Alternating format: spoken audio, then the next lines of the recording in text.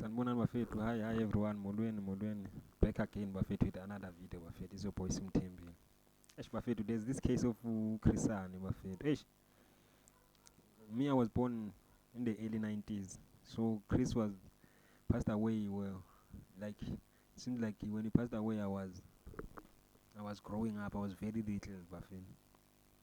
And the guy, he stood for what South Africans really stand for, like what they really fought for: justice, equality. Many people are arguing that's why they had to take him out, because he was really gonna do what he was supposed to be done. He was gonna distribute wealth, take the wealth from the ones who have it now, who are holding all of it. 10% who are holding the 90% of the wealth. He was gonna take it and share it with the majority of the country, but they had to take him out before he does that, because equality is not allowed. It's not allowed. Not in this world. We're not equal in this world. It's an animal farm. So there's this article written by Siyabonga Sithole. It says Chris Hani's widow slams justice system as SACP and Lesotho call for assassination inquest.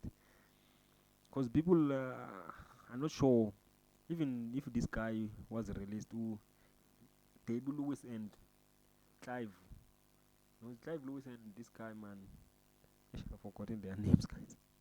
Maybe I'll see their names there. Yeah, Janus Walus and Debbie Lewis, yeah, if I'm not mistaken. But there are skepticism and whether these guys worked with these guys worked with. Who are the real killers of Chris Hani? Who benefited from killing Chris Hani? Not just one Janus Walus and that guy Debbie, Clive Lewis or whoever. So there's the argument that, man, some people was involved there. Some black people, black leaders, they were involved there. I don't want to point names, I don't want to say names, because I don't want to character assassinate people. But some people, they claiming that the top structure of the ANC leadership was involved there, because Chris knew too much about them, and Chris was very radical, and these people were willing to compromise the freedom of a black child, were willing to compromise it. So they had to take him out. He was a threat to the leadership because he was very popular, the guy.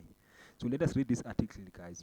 Siyabonga is saying the SACP and the Gauteng Premier Panyaza Lesufi has once again called for the government to help establish an inquest into the death of former SACP leader Chris Hani, who died on the eve of democracy on April 10, 1993. So they were commemorating him this week.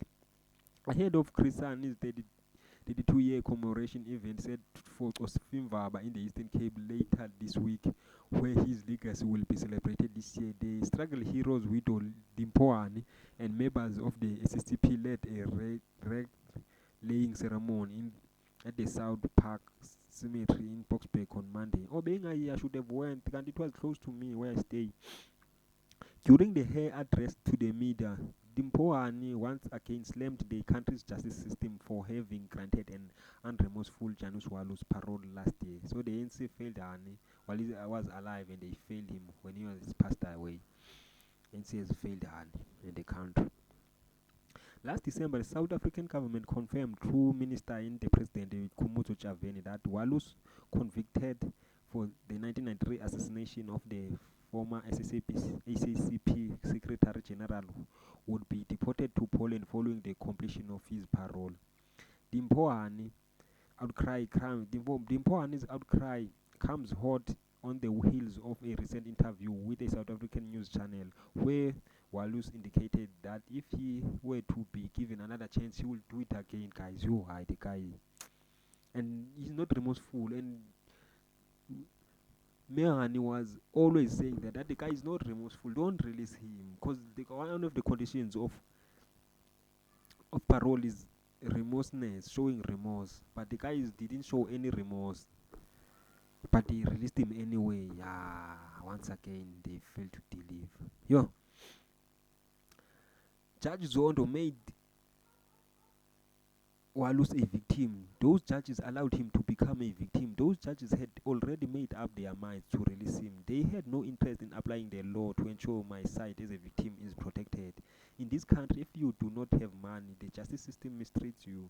I have a very strong belief that in this country, when you are a victim, you must forget about justice. She said, ah, it's true, man. Ah, it's true. We know it. Tina, we stay in the township, but we know it very well, Baba. That's why we sometimes they stay away from trouble very far.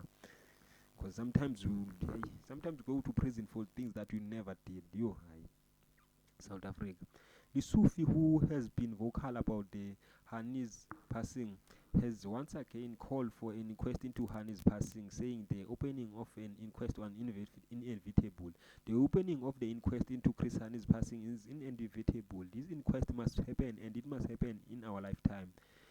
Banyaza, you guys, has been fighting for Chris Hani. Has been, and he was opposed to the parole. He was always opposed to the parole. He's the real one, Upanyaza, but he's just surrounded himself with, hey, I wish someone took Tandlos could join him there. Hey, he's working Abombalula who are into their who are working for their pockets. Yo. We have said that we have said before that we will not allow for Chrisani to be outed again. No one must postpone it or allow somebody to threaten it. We will ensure that we will provide the support we needed to ensure that we know what happened to Chris Han, Lisufi said. Lusufi's call for an inquest were also echoed by Dimbohan. He has called for President Cyril Ramaphosa to launch an inquest into the passing of her fallen husband, adding that Walus never showed remorse for his passing. My husband was humble, he was kind and cared for the downtrodden. I miss that when I look around to see how we are dealing with the situation in our country right now. Walus was never remorseful.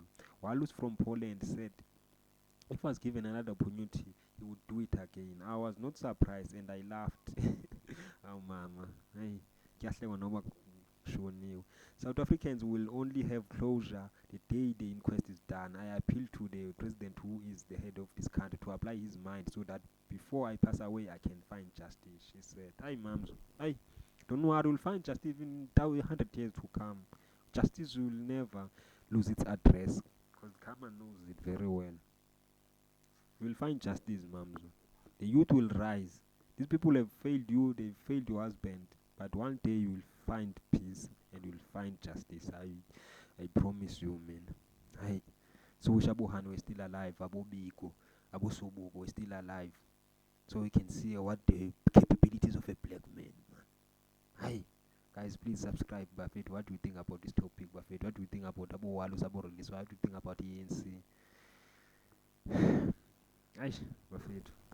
Kunzima, South Africa. This is Mzansi Political Channel, Buffett. This is a boy Sim Tembi. Salute. Aluta continue.